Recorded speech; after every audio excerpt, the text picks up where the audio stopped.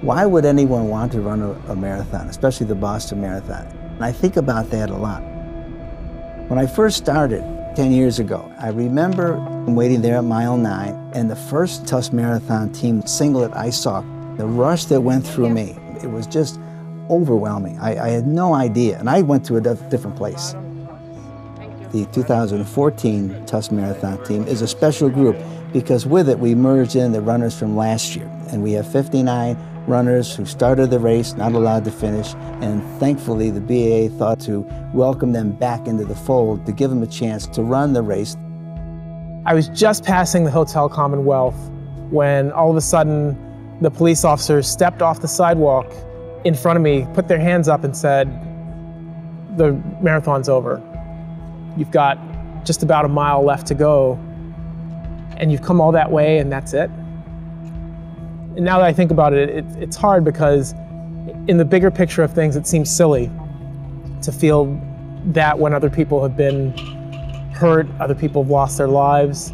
But in that particular moment, that was very real. That's where people were. I just sat down and I just started crying. And now, like you said, it seems silly because I started realizing, well, this must have been something really big that happened. I didn't finish and it was just so disappointing. But you have to keep it in perspective, right?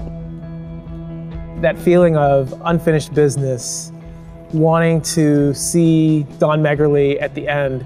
Whenever we're out for a training run, I look for him along the route. Even if I don't stop, it's just, he's constantly a guiding light. If the snow's 3 feet deep, Don Megerle will be there in his shorts. In his shorts. When someone calls you coach, they've paid you the highest compliment, and you need to give them all of your attention, 100%.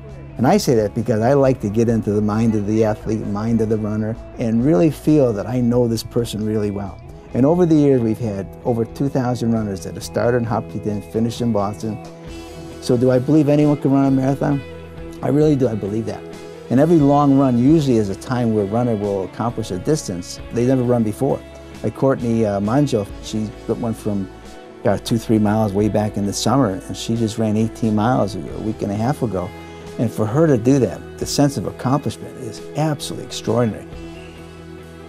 I think that Coach Don gives everyone that participates in this program the greatest gift. I said before, I didn't believe I could do it. I didn't have any family or friends that really believed that I could do it. And Coach never had a doubt in his mind. And the opportunity to give someone that support and to give them that confidence, there really is no greater gift. Regardless of what you've been through, regardless of what you think you can't do, we will get you through this marathon. I want to know that they're running and Don's living too. I like that sense that we're part of this little, we're tethered together by 26.2 miles, and they're going to complete it by going over the finish line and gripping each other in some emotional way. And each person is different when they cross that finish line, and they're different when they walk away, and they have a sense of accomplishment that is absolutely extraordinary.